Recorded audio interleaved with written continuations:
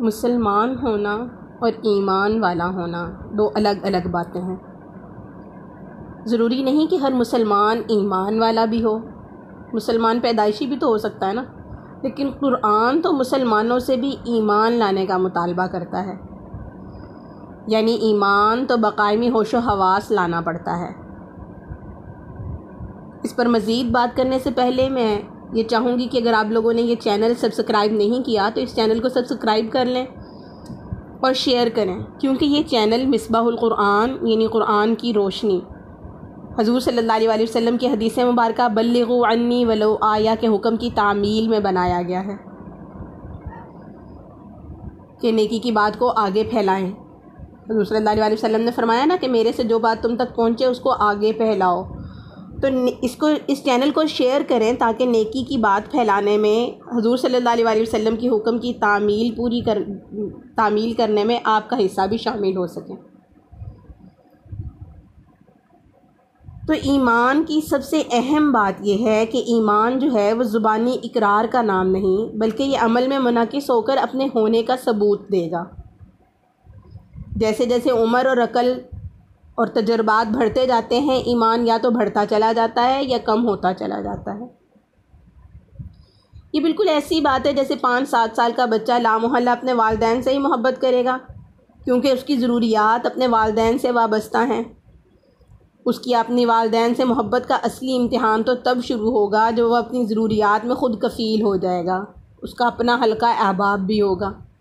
پھر وہ اگر اپنے والدین کی ضروریات کا خیال رکھے اور انہیں وقت دے تو بجا طور پر کہا جائے گا کہ اسے اپنے والدین سے عملاً محبت ہے، یعنی اس نے اپنی شعوری کیفیت میں اپنے والدین کو اپنی ضروریات اور مصروفیات پر ترجیح دی۔ اسی طرح ایمان اور نیک عمل یہ لازم و ملزوم ہیں۔ نیک عمل ایمان کا لازمی نتیجہ ہے۔ یہ ممکن نہیں ہے کہ ایمان تو ہو لیکن اعمال میں منعکس نہ ہو۔ ہاں، اگر کسی کے نیک اعمال کی کمی ہے تو یقینی بات ہے کہ عملاً اللہ پر اس کے ایمان کی کمی ہے۔ ایمان کی بنیاد ہی یہی ہے کہ اللہ کو ہر چیز سے، ہر شخص سے، ہر طاقت سے بڑا مانا جائے۔ جب کسی کا اس بات پر یقین ہو کہ اللہ ہی پالنے والا ہے اور مجھے کوشش کی طاقت کے ساتھ دنیاوی زندگی کے امتحان میں ڈالا گیا ہے، تو وہ کیسے اپنے گرد و پیش میں اللہ کو بڑا نہیں مانے گا؟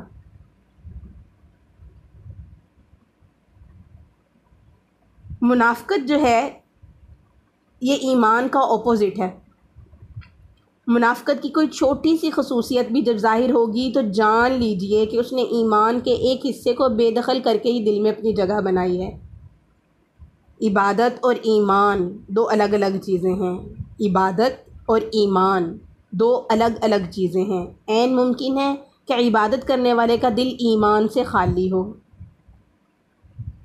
اور یہ بھی عین ممکن ہے کہ مسلمان اپنی تمام تر عبادات کے باوجود ایمان سے محروم ہو۔ ایمان اور نفاق مطلب منافقت، دونوں ہی دلوں کا خلا پر کیے ہوئے ہوتے ہیں۔ ایک بڑھتا ہے تو دوسرے کو بڑھنے والے کے لیے جگہ چھوڑنی پڑتی ہے۔ کامل ایمان دل میں منافقت کے لیے جگہ نہیں چھوڑتا۔ منافقت قرآن کے اہم ترین موضوعات میں سے ہے۔ منافقت اتنا اہم معاملہ ہے کہ اللہ نے سورہ فاتحہ کے بعد قرآن کی ابتدا ہی منافقین کی نشانیوں سے کی۔ ویسے تو قرآن میں منافقین کا تفصیلی ذکر سورہ منافقون، سورہ حجرات، سورہ توبہ کے علاوہ بھی جگہ جگہ کیا گیا ہے، البتہ قرآن پاک کے شروع میں منافقت کا جو مرکزی سکیچ دیا گیا ہے، ہمیں اس سکیچ کے مطابق خود کو چیک کرنا ہے کہ کہیں ہم میں منافقت تو نہیں پائی جاتی۔ سورہ بقرہ کی 8ویں آیت سے اللہ تعالیٰ منافقین کا ذکر شروع کرتا ہے اور پھر اگلی 20 آیات میں ان کی خصوصیات بتاتا چلا جاتا ہے۔ سورہ بقرہ میں اللہ تعالیٰ اس امکان کو بھی ظاہر کرتا ہے کہ منافقین کو اپنی منافقت کا احساس بھی نہیں ہونے پاتا، اور یہی نقطہ اس ضرورت پر زور دیتا ہے کہ ہم خوب غور کر لیں کہ کہیں قرآن میں بیان کیے ہوئے لوگ ہم ہی تو نہیں۔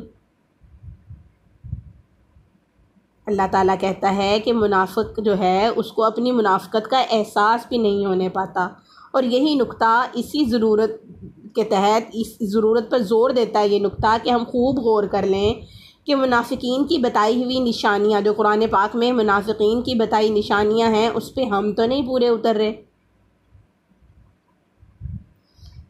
دیکھیں ہمیں خود کو ٹٹولنا چاہیے، خود سے منافقت کی غلاظت ہٹانے کی کوشش کرنی چاہیے، کیونکہ منافقین کے بارے میں آتا ہے کہ وہ دوزخ کے سب سے نیچے والے درجے میں ہوں گے، جہاں سب سے زیادہ جو ہے وہ آگ تیز ہوگی۔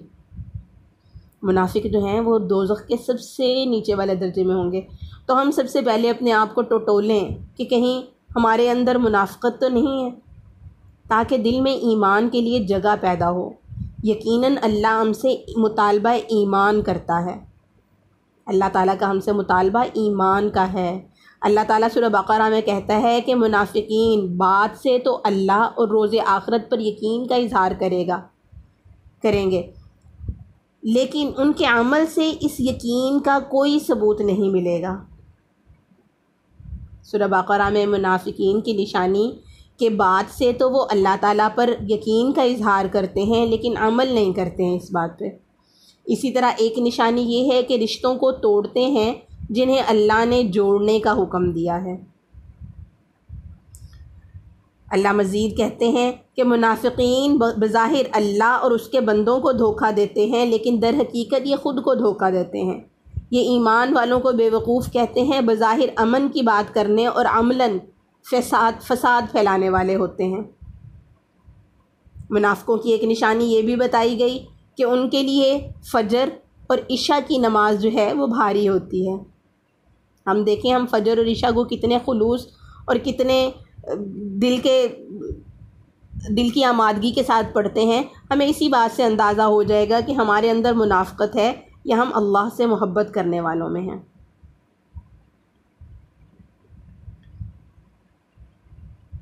اسی طرح ہم اپنے تمام اعمال میں دیکھتے ہیں کہ اگر تو وہ ہمارا ظاہری فائدہ کرنے والے ہوں تو ہم اس کو کسی طرح سے بھی اس کام کو مکمل کر لیتے ہیں، لیکن وہ اگر اللہ تعالیٰ کی بات میں لگنے والا ہو، اللہ تعالیٰ کے احکام میں لگنے والا ہو، تو پھر ہم جو ہیں وہ دیگر رکاوٹیں جو ہیں وہ اپنی ظاہر کر کے کہ ہمارا یہ مسئلہ تھا، ہمارا وہ مسئلہ تھا، ہم اس لیے یہ کام نہیں کر سکے، اس کام سے لا تعلق ہو جاتے ہیں۔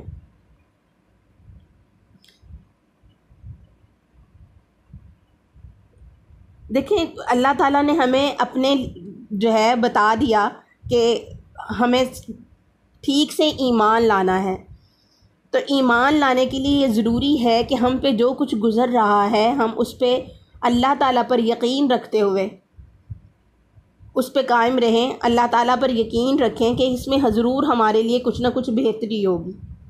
نقصان اور ناکامی پر ملال، اللہ پر عدم اعتماد ہرگز نہیں ہے۔ البتہ ملال کے وقت ہمارا رد عمل کیا ہونا چاہیے، یہ صبر اور شکر کے پیمانوں پر تولا جائے گا۔ صبر کا پیمانہ بھی تو میرے خالق کا ہی رکھا ہوا ہے نا۔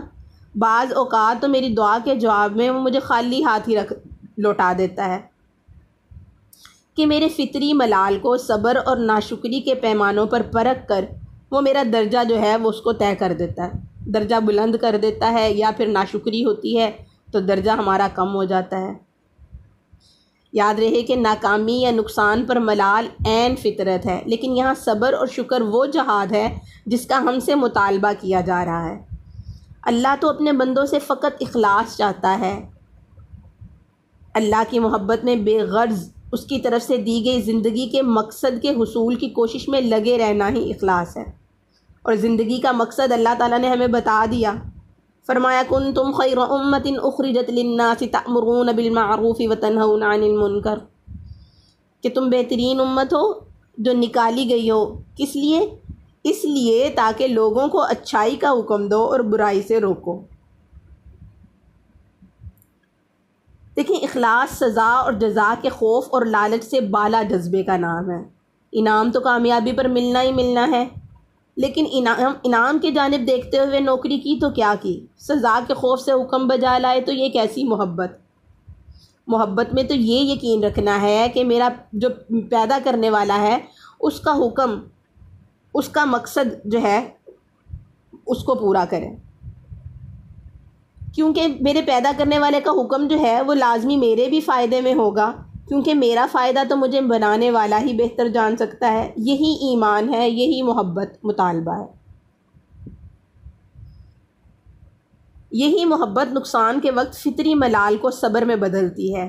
نیک اعمال بھی جنت کے خیال سے بجا لانا سوداگری ہے۔ اگر بات جنت ہی کی ہے نا، تو جس اللہ کو میں جانتی ہوں، اسے میری کوتاہیاں مجھے انعام دینے سے نہیں روک سکتی۔ دیکھیں ایک ماں ہے نا، ماں اپنے بچے کو جتنا مرضی ڈانٹے کہ تمہیں یہ میں سزا دوں گی، وہ سزا دوں گی، لیکن اس کی محبت جو ہے نا وہ غالب آ جاتی ہے۔ اگر بچے کو کوئی سزا دیتی بھی ہے نا، تو صرف بچے کی بہتری کے لیے، صرف بچے کی بہتری کے لیے۔ ماں باپ کو کوئی چیز اس بات سے نہیں روک سکتی کہ وہ اپنے بچوں کی بھلائی اور بہتری کے لیے کوشاں نہ رہیں۔ اور ماں باپ تو جو ہیں وہ بالکل اللہ تعالیٰ کے جو ہیں وہ احکام کے انڈر بھی ہیں، اور تمام دنیاوی جو معاملات ہیں ان کو بھی ان کو دیکھنا پڑتا ہے، لیکن میرا اللہ وہ تو قادر ہے۔ ان اللہ علی کل شیء قدیر، وہ تو قادر ہے، وہ تو ہر چیز پر قادر ہے۔ اور میرا اللہ ایسا نہیں ہے کہ ہمارے کسی کام کی سزا میں جو ہے وہ ہم کو لازمی جہنم میں پھینک دے، کیونکہ اللہ کو کوئی پوچھنے والا نہیں ہے۔ ایک ماں ہے نا، جتنا بھی بچہ غلط کام کرے گا، میں نہیں دیکھتی کہ وہ اپنے بچے کو آگ میں پھینک دے۔ اللہ تعالیٰ کہتے ہیں میں 70 ماؤں سے زیادہ محبت کرنے والا ہوں۔ تو اس محبت پہ ہمیں یقین ہونا چاہیے، اس محبت پہ ہمیں یقین ہونا چاہیے کہ اللہ تعالیٰ ہمارے دنیا میں جو جو اعمال ہو رہے ہیں، جو ہمارے ساتھ بیت رہی ہے، اس میں ضرور کوئی بہتری ہے۔ جب ہم صبر اور شکر کے ساتھ زندگی گزاریں گے تو یقیناً آخرت میں بھی اللہ تعالیٰ ہمارے ساتھ جو ہے وہ بہتری والا معاملہ کریں گے۔ تو اللہ کی محبت پر یقین رکھتے ہوئے اللہ تعالیٰ کے بتائے ہوئے احکام کو اللہ تعالیٰ ہمیں بجا لانے کی توفیق عطا فرمائے، اور ہمیں اس بات پہ کامل یقین عطا فرمائے کہ اللہ تعالیٰ جو ہے اس کا ہر کام ہماری بہتری کے لیے ہے۔ وآخر دعوانا الحمد للہ رب العالمین۔